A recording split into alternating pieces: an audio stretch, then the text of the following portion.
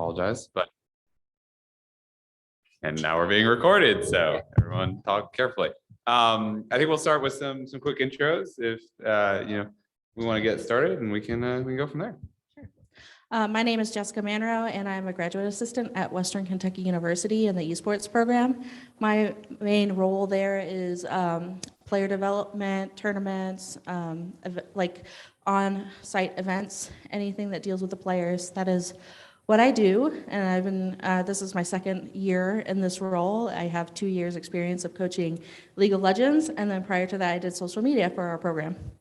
That was really coherent.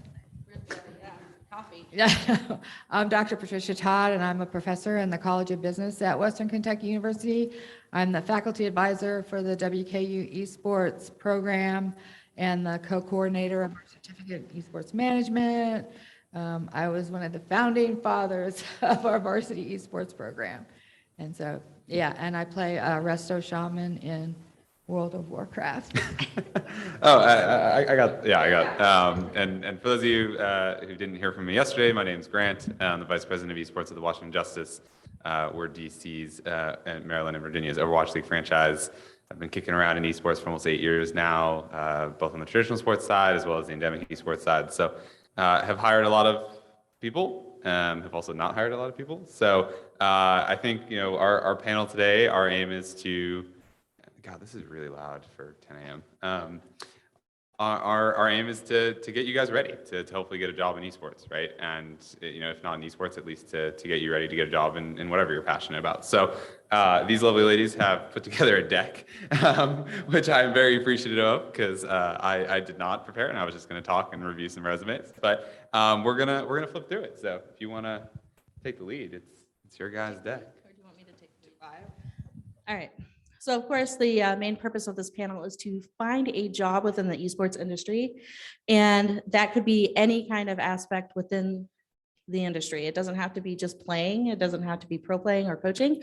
There's a lot of different jobs that you can get within the industry that you may not even be aware of. So we're going to start off with the marketing side of yourselves. And I'm going to let Dr. Todd talk about that because she is the expert in that. Personal branding. Yeah, I wanted to start out with personal branding because before you can even put your resume out there and go on interviews, you have to pretty much know what your personal brand is going to be. And some of the questions that you want to know the answer to before you even get started are: what are your strengths? What are your weaknesses? Very important to know how you add value to the position that you're applying to so that you can communicate that. And then finally, what are your goals? Because it sounds like simple questions, but a lot of times we don't think about those things very seriously. And so you need to start beginning to build that story about who you are, what you want in the job industry, and how you can add value. Yeah, and I think, one of the stories I like to tell is, back when I was getting into esports, basically the qualification was, hey, are you passionate about games? Are you into games? Do you follow a scene or whatnot? Maybe you follow League of Legends really closely, when LCS was coming up. And that was how a lot of us got our starts in the industry. And it was just being passionate, but then you took a traditional route in college, right? You went and got an MBA or you got, a traditional business degree. I think the world and the esports landscape it's in a very different place. And I think, like you were mentioning, you really need to be kind of focused in terms of where in the industry you want to get a job, right? Is it you want to work on the data side of things? Do you want to work on the programming side of things? Do you want to manage an esports team? Do you want to coach an esports team, right? And I think having that focus before you start your job hunt, kind of what we were talking about yesterday a little bit is, while you're in college, figuring out yourself and what you like and what you want to do is incredibly valuable, right? Before you enter the workforce, realize you don't really like what you're doing and have to try to transition or pivot, right? I think, taking the time while you're in college to kind of figure that out in advance is really valuable. Is there anything?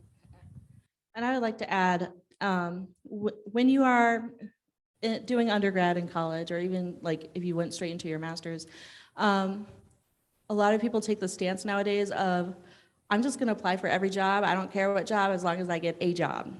And that can be a dangerous trap to fall into, because you could start a job and then just end up in that job for a very long time and not be very happy with that job. Or even if you did apply for a job that you liked, you could still be very unhappy with that job. So you really need to kind of like make I know it sounds like strange, but you need to like kind of make a 5-year plan for yourself and have that ultimate goal. And how are you going to step up to that goal? Like you might not even start into coaching right away. You might start as like a helper for the team or as something different. And it may not even be paid, which is like lousy, I'm sure, but it's the getting into there that you are doing at that moment in time. Yeah, and I really like to say like my biggest regret in college was I didn't do an internship. Like I just didn't do a single internship, which looking back is just insane, right? Like I like if I could go back in time and like talk to 18-year-old me, I'd be like, what are you doing? And like the answer was I was playing way too much League of Legends, and thankfully I got really good grades. But like still, like internships are designed, if they're structured well and with reputable places, with that caveat in mind, are designed to get you real world exposure to different parts of the industry so that you can figure out what you do and don't like and kind of get those skills before you end up kind of pigeonholing yourself in a job for the next 30 years that you don't like. Yeah. Anyways. Oh, do you want me to go back? Should we stay there or should we move on? Whatever you guys want to I do. think we should move on. Let's move on. Okay. Well, this slide was put in just for me. So I appreciate this, but I think we just want to take a minute. Again, we weren't exactly sure who was coming today, but I think in the world of collegiate esports, I just think it's so important to remember that your odds of going pro are basically zero, right? Like I really struggle with some of the collegiate programs out there that focus so much on the competitive side of things, and I think are like selling a narrative or like a dream that just like isn't realistic to kids, right? Like if you are playing collegiate esports, you basically missed the boat on playing professionally. So I think, that wasn't meant to depress all of you guys, and hopefully none of you are trying to play pro. But really, kind of the point and the segue from that was, there's so many things that you can do in collegiate esports to prepare yourself for a really fulfilling career and like a really meaningful role in the esports industry outside of playing. And yeah, I think we're gonna flip through some of those right now. Did you want me to click these? Yeah. Cool. Hopefully they share off. Let's see. Feeling pretty good about our. So I mean, you keep back if they didn't even see that. I don't know if it will get to that. Oh.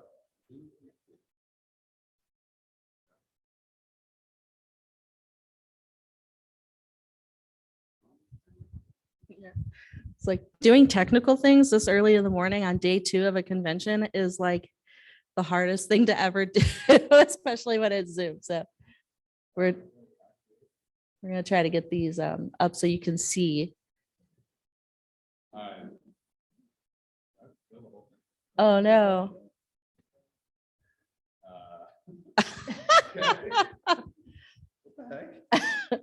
Uh-oh. You broke it.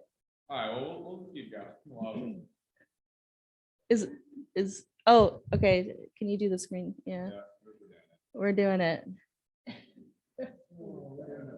Really what these next slides are to show you is that one of the things when you first start to have the feeling that you want to build a career in the esports environment is to go to the actual company sites.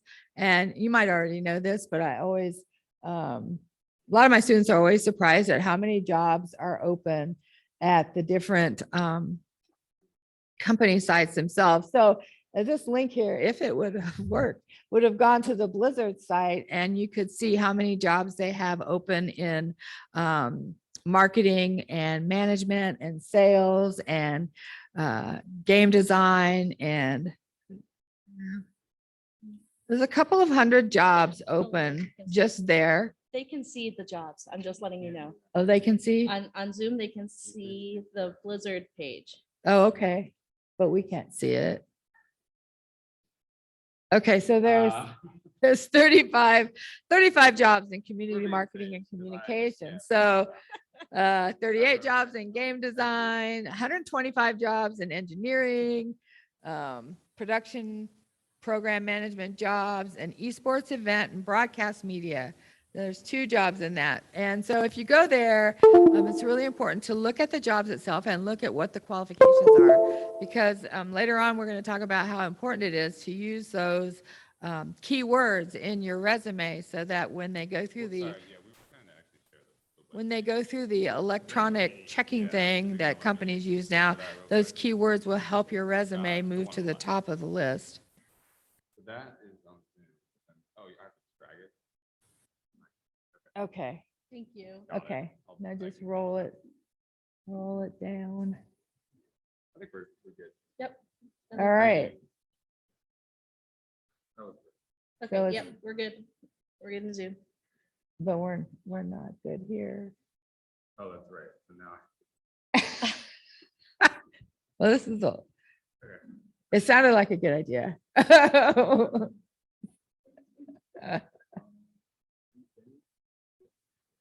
At any rate, so the next couple of slides have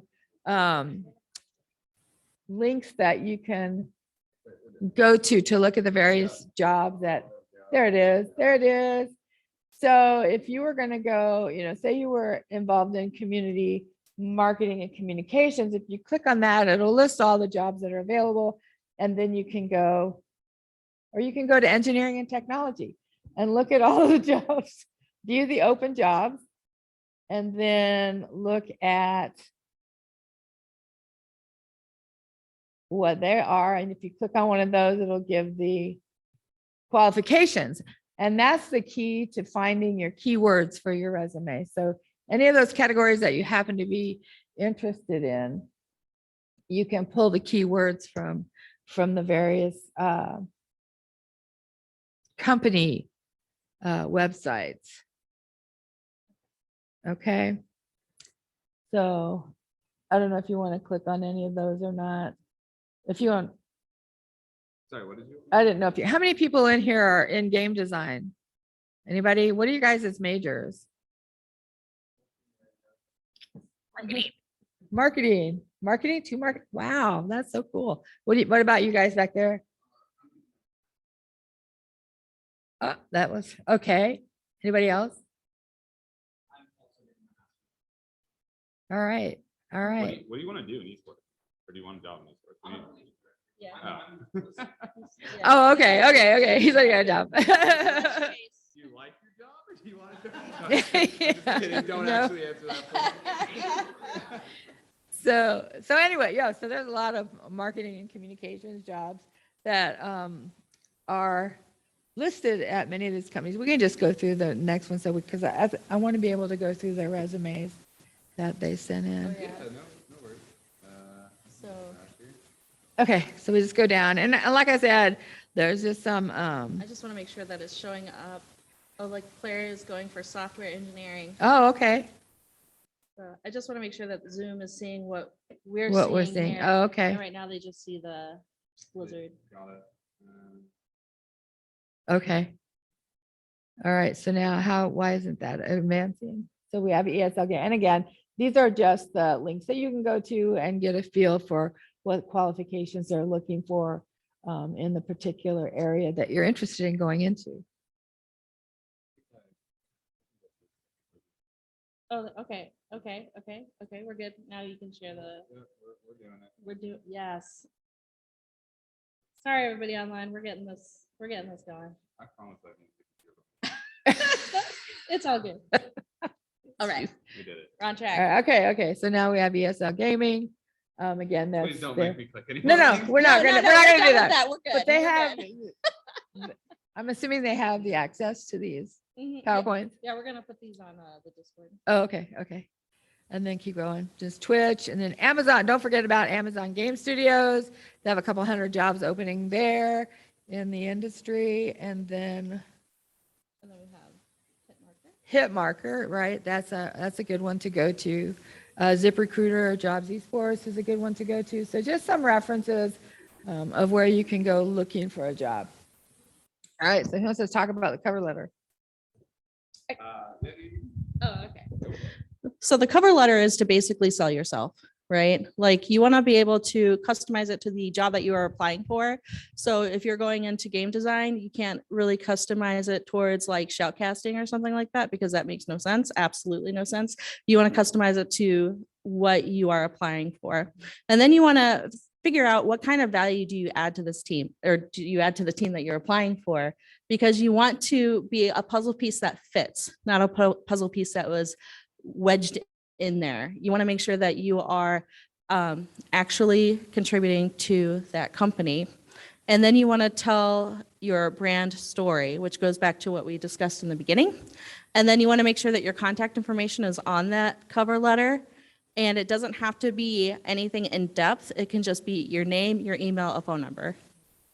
And again, this goes to show you how important it is for you to do the research on the company that you're applying to, so that you're able to put together a cover letter that is relevant to what they're looking for, and they understand that you know what the position entails. Yeah, and I think, where folks go wrong in cover letters often is they spend a bunch of time on them. You have to remember, like, the only time someone's going to read your cover letter is after they've already liked your resume and then are deciding if they actually want to like keep you interested, right? And so I think, when you're thinking about like, getting a job is a job in and of itself, right? Like you're basically working full time to acquire the ability to work full time, but get paid for it, right? Is essentially the point. I think when you're thinking about like how do you want to distribute your time or your workload, right? Like the bulk of it needs to be spent on getting your resume ready, making it look awesome, having a few options that are customized and tailored to different jobs that you're going to be applying to. Then it's networking, getting connections, getting meaningful relationships in the industry that you want to work in, and then it's the cover letter, right? Like I shamelessly will say, like I've never written a cover letter for any of the jobs I've ever had. I don't think I ever will. I really test the idea of cover letters, but there's people who like them and it's fine. I've also never hired anybody who's ever written a cover letter. I don't think I've ever asked anyone to. But anyway, point not notwithstanding. If you're going to do one, make it good. Yeah, and there's some jobs that require a cover letter that they ask for it. So it's just something that's really good. They ask for it, and some people do read it. It's just a good thing to know how to do. Yeah. And then if you don't have to do it, that's amazing because yeah, you'll have it, and you can just keep it and just change some of the keywords in it. Okay, we get to go into the fun stuff here about resumes. Yeah, had a few quick general ideas for best practices for your resume. I think when you think about kind of how large companies want to create resumes, having kind of the short statement at the top of the resume or at the bottom where you want to put it, that you can kind of tailor with some keywords, job description, to give you a better chance to make it through kind of that automated screening process, and then obviously make sure that they're relevant to the field. Yeah, I don't think we can overemphasize enough to know what those keywords are, because if your resume is not even going to make it anywhere unless that computer algorithm can pick up that keyword and put it towards the top of the list.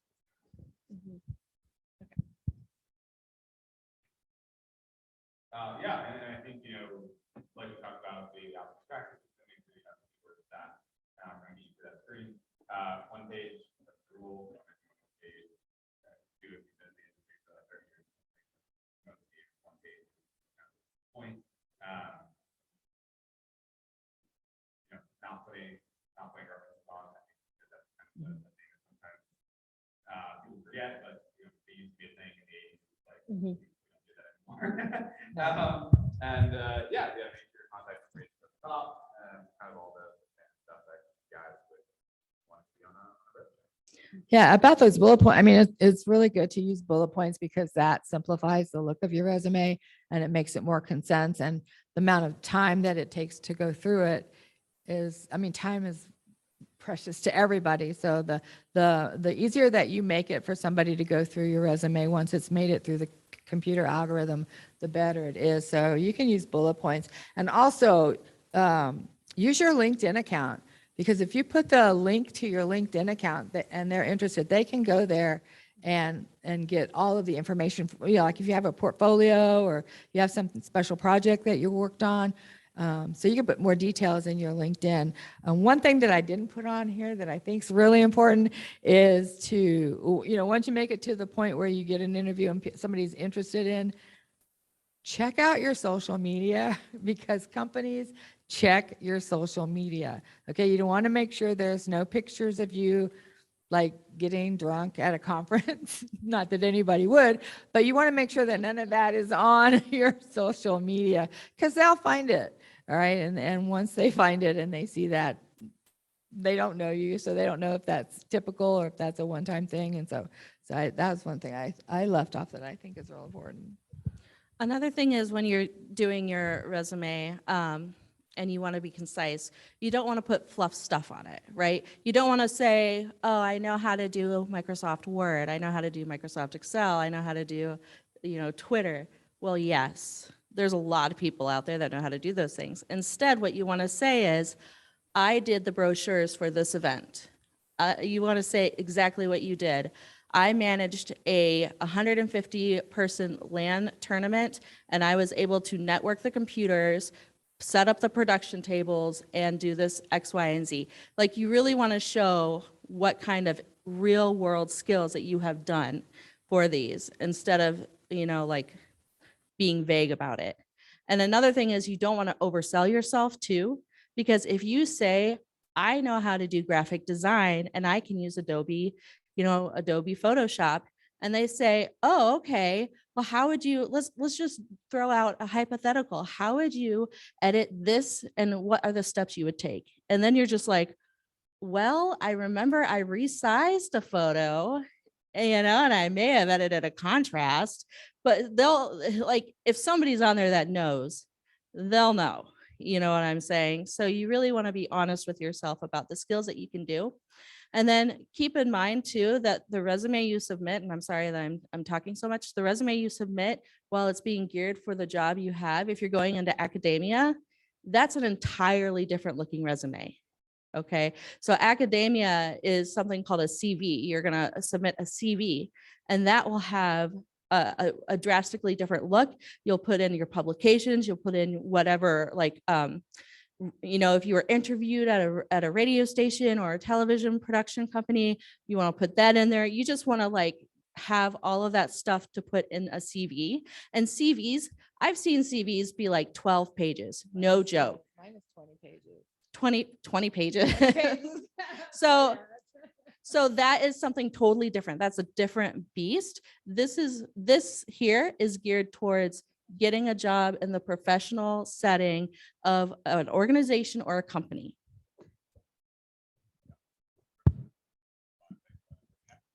Cool. Yeah, I think the last time we had was talking about networking a little bit. I know we talked about it yesterday a little bit, but I actually think it's almost impossible to get a job in the workplace without how the world works. But it's just the truth, right? I think there's a lot of careers that we kind of highlighted, or that like software engineering or game design, like yeah, like you can probably hold fly or like fast technical that like get hired or not. But like you want to work in a team or be or kind of like you really so many folks who are generally qualified to control the way that you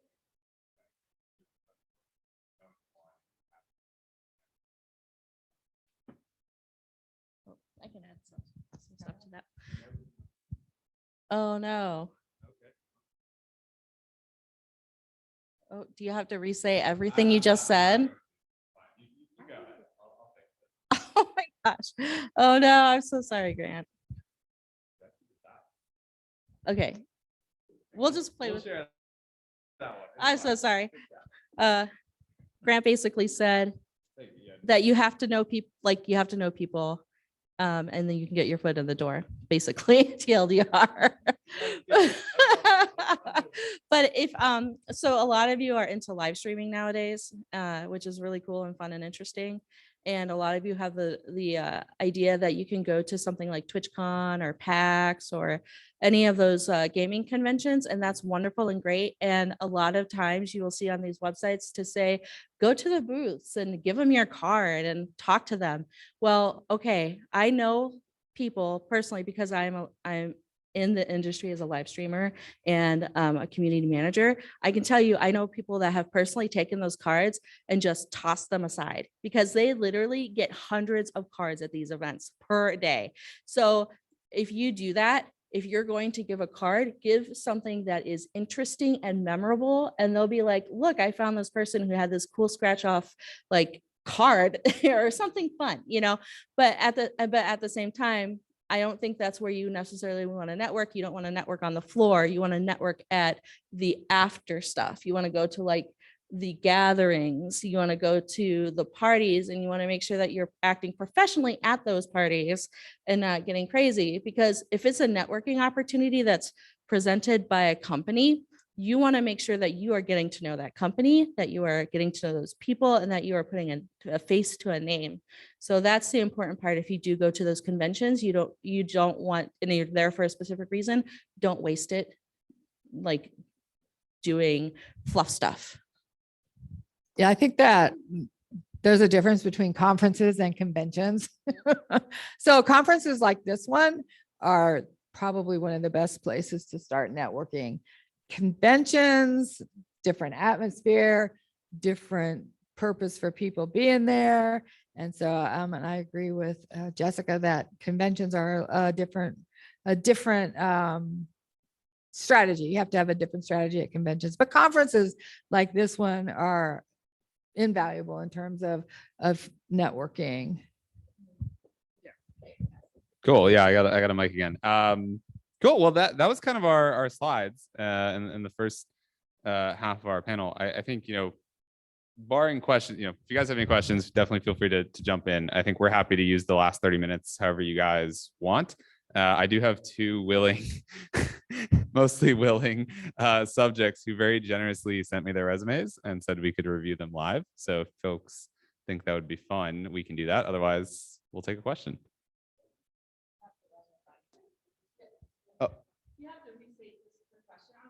Oh, yes. Sorry. Good. I'm going to repeat your question so that Zoom can hear you.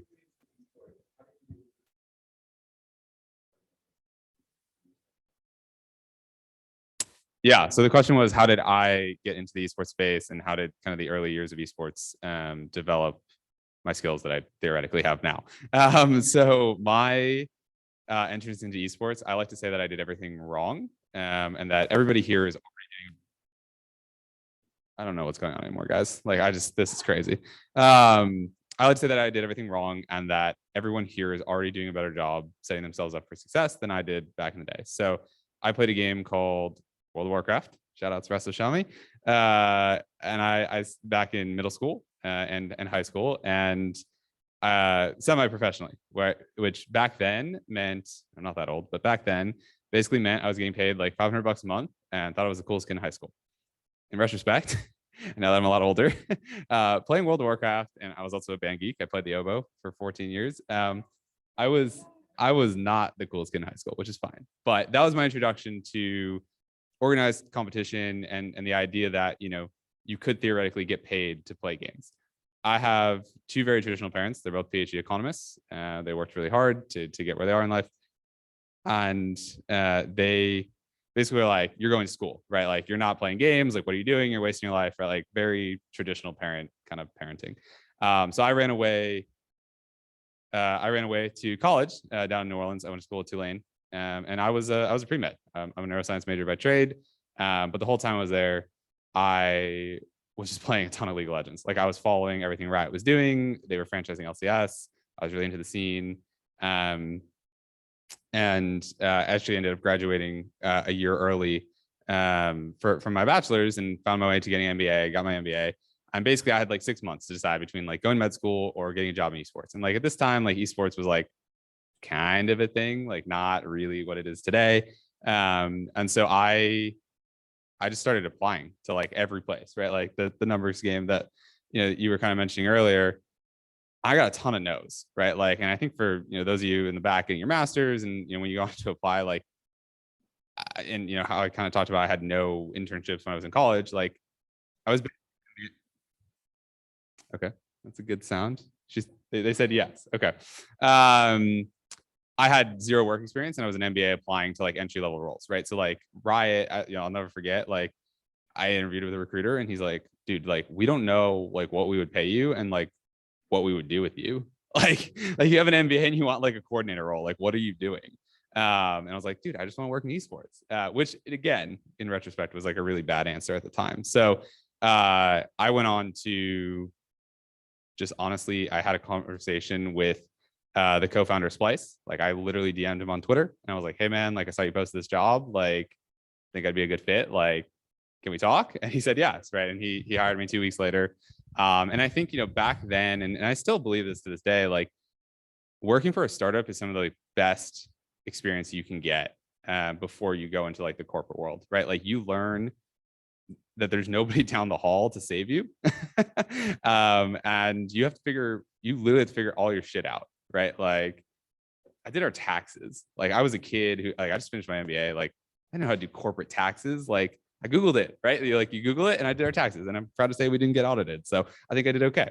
And, I managed people for the first time, right? Like I had never managed employees and I definitely have learned over the years, like how to do, I think, a better job managing employees than I probably did for that first role. But, those 2 years working at Splice was basically like my crash course to the startup world, the esports space. I theoretically did okay. I ended up getting recruited to work at Monumental. Thought that was just like a good professional transition for me to kind of get some traditional sports experience. Traditional sports organizations were jumping into esports kind of left and right. And, again, grew up like a WoW playing, OVA playing nerd. Like I didn't really have a lot of traditional sports experience or really any interest in traditional sports. So worked there for a couple of years and then, made the transition to the Justice just because Overwatch was an IP that I was really passionate about and thought, what the league was trying to build was good. But hopefully that long-winded roller coaster gives you some perspective, right? Like I truly think like everything that you guys are doing is better than what I did, right? Like I truly lucked out in a lot of ways and I've gotten every single job I've ever had off Twitter, right? Like it's pretty wild when you think about it that way. Like I'm hoping my next job is like a little bit more normal and I hopefully don't get it off Twitter, but maybe I will. But yeah, that kind of answer your question. Okay. Cool. Any other questions? Otherwise, we're gonna do this. We're gonna do this live. Okay. Let's do it. Yeah.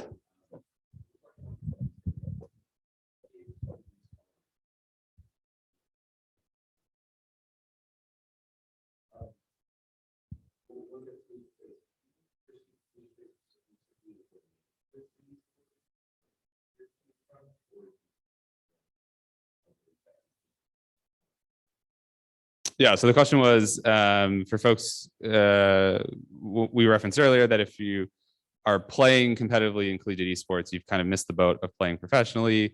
And is the point of collegiate esports essentially, for management experience or something like that? Yes, from my perspective. I think it's a broader topic where I think everybody struggles with, from the top down, what is the point of esports?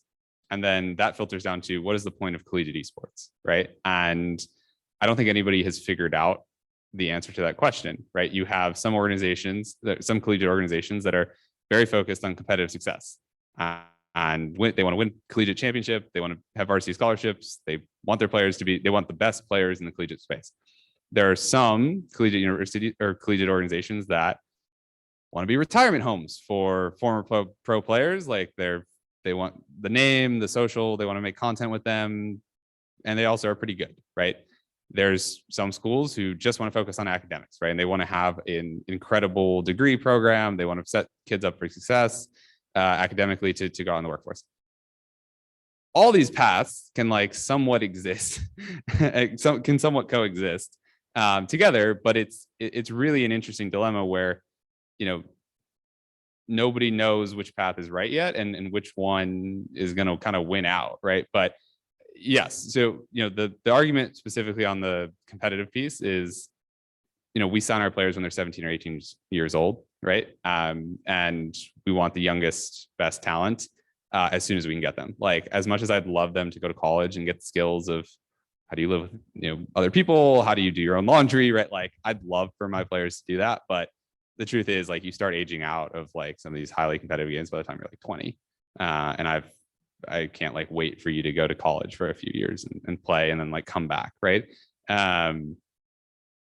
So yeah, I just don't know how you have success like professionally if you've already gone and played in collegiate esports, right? There's like two cases I think where, you know, that this is gonna sound really bad, but like there are a few Western teams in the Overwatch League now who have signed collegiate talent, right? I think the Shock signed 2 players, but like when you think about why they did that, it was basically they were like cheap, they were already here, and it was like a 30-day contract, right? Like it wasn't because they were like the best player or they like thought the collegiate experience like shaped and molded them into, you know, some sort of talent. It was, hey, this guy's like pretty good, he's here and he's cheap, right? So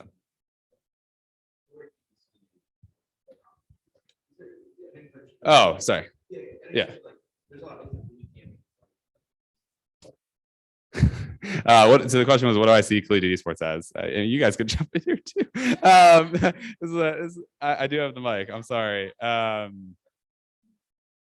value of collegiate esports, in my opinion, is preparing students to work in the esports industry.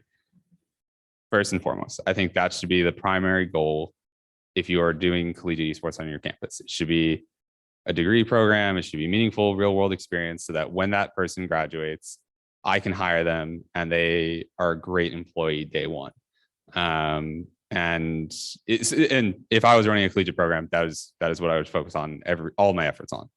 I understand there are also competing, you know, interests on university campuses where, and I think that the easiest extension of that is as recruitment and retention, right? I think you can have esports on your campus as a way to provide a better experience for your students. Like that's also a win in my books, right? Like I think investing in that is the same way as you invest in like we had Quidditch at my school, right? Like, is there actually like academic value in Quidditch? Like, no, but does it engage students? Like, yes, and make them happy. Like, I'm fine with that. But I just really struggle with the idea of like heavily investing in like the competitive aspect of collegiate esports. Yeah, you can go first. I know that our varsity program started based on the academic value of what you get when you play esports, and also the leadership, the strategic, and it was all focused on how that student can get a job when they're done, right? Because all the parents are interested. Okay, or the student, I'm taking these student loans out. How am I going to pay these things? And so our whole focus on having varsity esports was to be able to provide potential employees to serve the industry. Because I saw when I went to my first convention, was it RTX or was it anyway? Yes, RTX. I went there and I saw the exhibition floor and I thought, this is a marketer's dream. Because there are so many companies involved and there's so many job opportunities with those companies, and they need a place to get employees that understand at least the language of the industry. And so that was I mean, it's the same thing with professional football. I mean, I've been at WKU since 2005, and I think I can count on one hand how many pro players we've had, right? And how many players are on the team. And so it's the same kind of thing. But yeah, our whole focus was really not the program wasn't built on we're going to have the best esports, you know, win all these championships and all of that sort of thing. It was, how do we prepare students to be able to find jobs in the industry itself, because it is growing so fast. And I just wanted to add that the role of the educators that are involved in these programs has so many aspects to it, but I think for me, it's like twofold. One is to give you the experience, skills, and knowledge that you can have by the time you graduate to be a successful adult. And the other one is that you can easily go out there, and if somebody asks you, can you run this network thing? Or can you do this booth? Or can you do X, Y, and Z? You can confidently say yes, because piggybacking on like the conventions and the conferences idea of things, a lot of people see the flashy lights, the music, the sounds, the people go like all up in their face, like they're laughing, they're having a good time. It's a great feeling, it's a great vibe, but you don't see the before and the after of the setting up process and how intricate it is and how involved it is and all of the little like workings and the interplay. And that's the kind of thing that gets me excited, because when you bring your students into doing that, they learn those skills. So that way, when they go out there and somebody says, can you help us do this convention for PAX? Because we really want to be on the floor and we don't know how to do this. You can confidently say, yes, I know the steps on how to do this.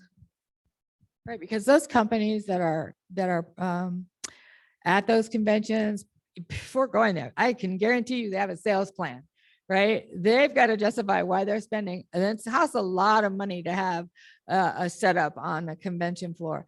They know what their expectations are in terms of business strategy. And so you have to know how to build that business strategy and then apply it to esports. And so that's what you guys have to offer. You're already active in the esports area.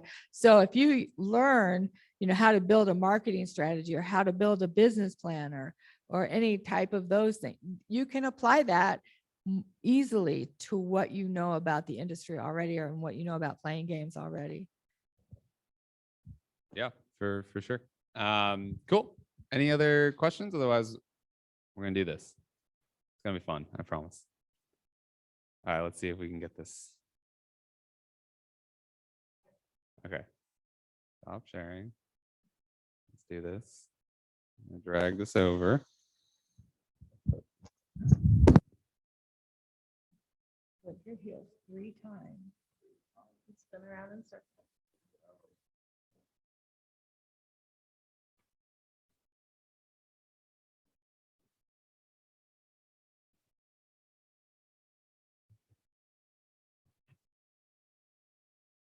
All right, we did it. We're good. Oh, I can't see it. Okay, we're just gonna look at it over here. That's fine. We can do this. All right, shout outs. Oh, that was loud. Shout outs, John. Thank you. Who very willingly shared his resume. First question for the group: is this a good resume? Did I get a no? Is this a good resume? Do people like this? Think they'd get hired? Okay. What are they applying for? John, what are you applying for?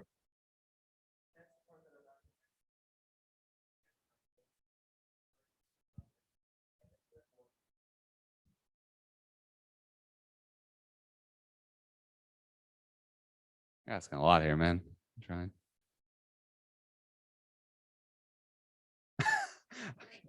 All right, I'm trying to there. God, you guys are, this is brutal. This is harder than my actual day job. This is about as good as we're gonna get. I don't know how to close this. So okay. We're vibing. Thank you.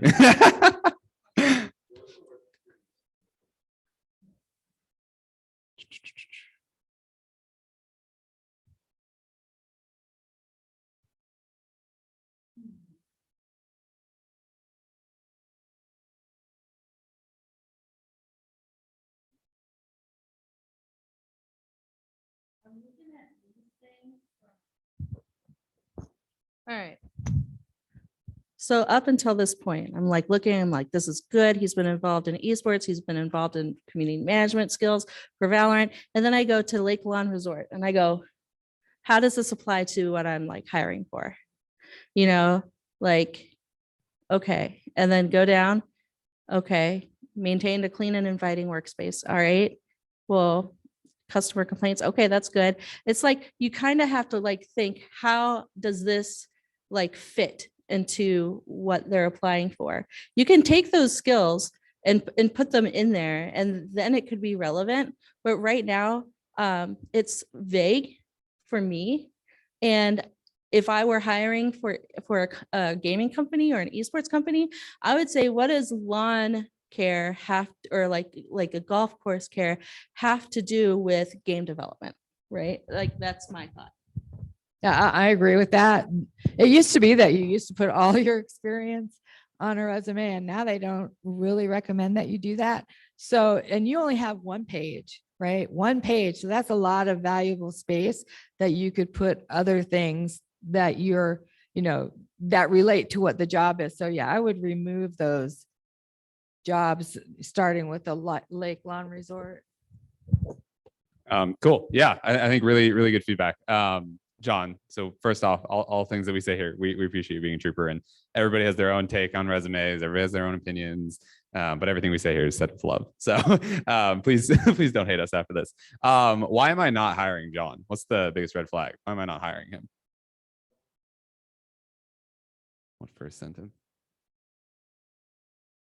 What first sentence? Oh, I don't like first sentence. No, he spelled esports wrong.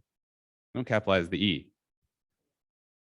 No, there is one way to do it. There is one way to do it. It's published by the AP. There's one way to spell esports, unless it is you can keep it here, right? Because that's the name, or if you start a sentence, but esports is a regular noun. Please don't do a dash. Please don't do anything else. But John just didn't get hired because I expect you to know that if you want to work in esports. You know how to spell the fucking word. Interests. Do we like it at the top? Super vague. I don't like it at the top. Interest gets buried. What do you remember? You get 30 seconds to read a resume. You want me to know that you like esports events for the first 30 seconds? I don't really care about that, John. And then in general, there's some small stuff that we're going to nitpick our way through here. But some of these bullets are just too vague, right? I think, I actually think John here has a lot of great experience, and he just didn't sell himself correctly, right? And so when you say like recruitment of new content streamers, how many, who, where did you find them? What did you do to get them? How much did you pay them? How did you get them on board, right? Like, what did you actually do? Because otherwise that bullet is pretty meaningless. Periods or no periods at the end of these, you got to pick. Don't care what you do, just pick one of them. Any other feedback from the crowd? No, go. Or, yeah, go.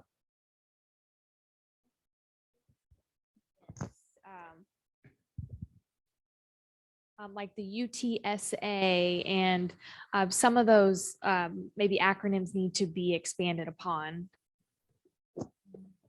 Yeah, I think super good feedback. You have to remember the person reading your resume probably doesn't live in San Antonio. And like we talked about yesterday, like I still have no idea what those are. But super good feedback in the back.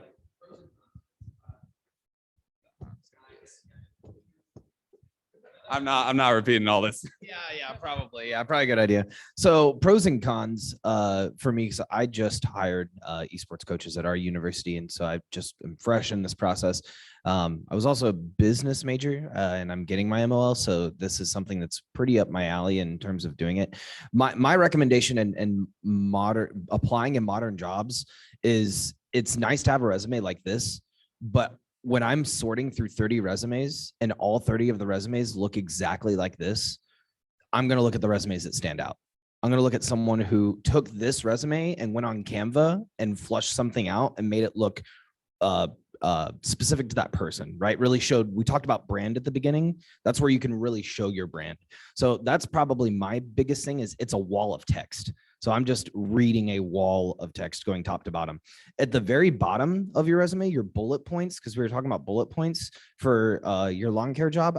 I think those bullet points are the best bullet points you have just because of how short and condensed they are. But to Grant's point as well, you need to have some numerical value in your bullet points. What are your tangibles? What did you actually do when you managed Discord events? What were the numbers you pulled for those events across what states? Who was involved, right?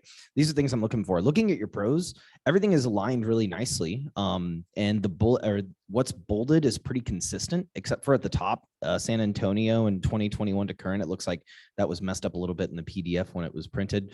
But in terms of how it's actually, I guess, aligned and looks, that looks perfectly fine. That looks great. But yeah, like they said, it's a wall of text. And if you're up against 30 other people, you got to have something that's eye catching, right? For him, it's the first sentence. For me, when I'm looking at a resume, it's, does this look like every other resume I've gotten? Because this does look like a lot of resumes that I get.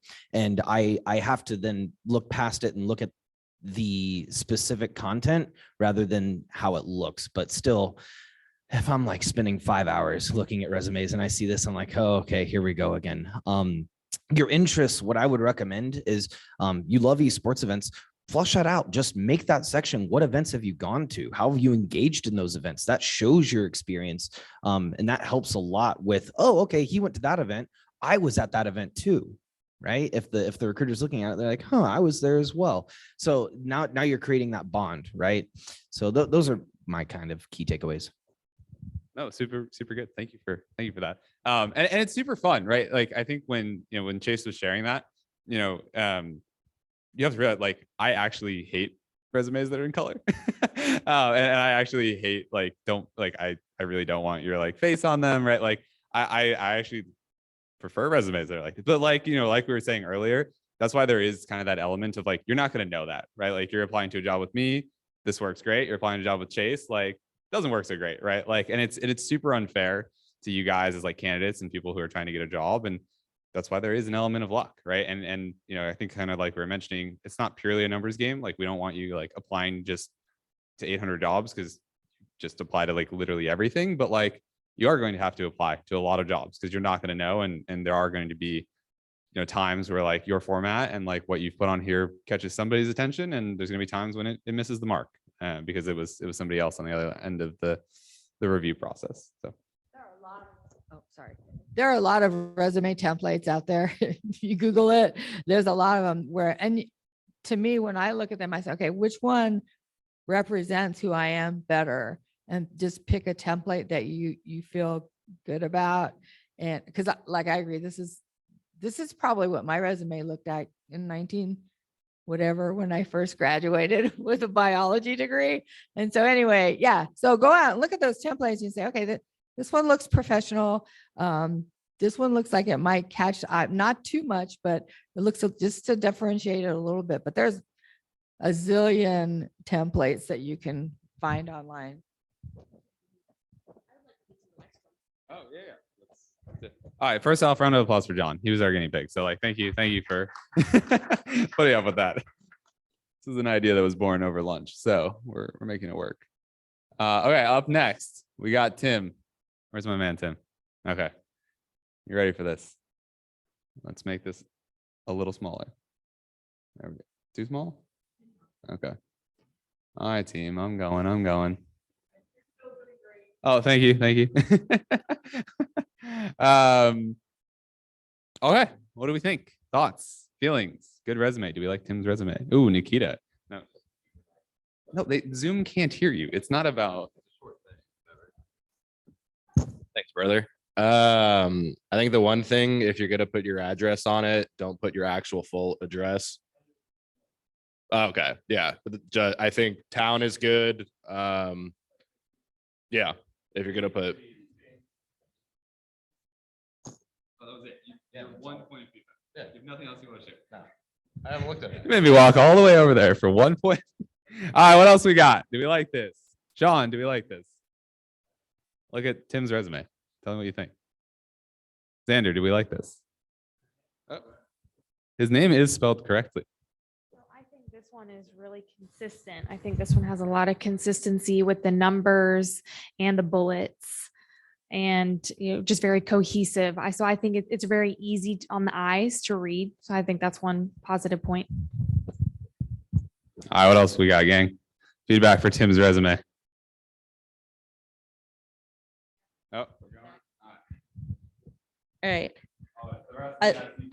Yes, I like how this looks because for me, it's easier to read and it's pretty good. Don't forget to not shorten stuff. What does ASM mean? What does LAN mean? Right? You know, like, so they could be consulting out a hiring company that might not know what these mean. So make sure that those are out. And then handling day-to-day operations. Okay, so what does that look like for you, right? Cleaning equipment, again, what is that? What equipment was that?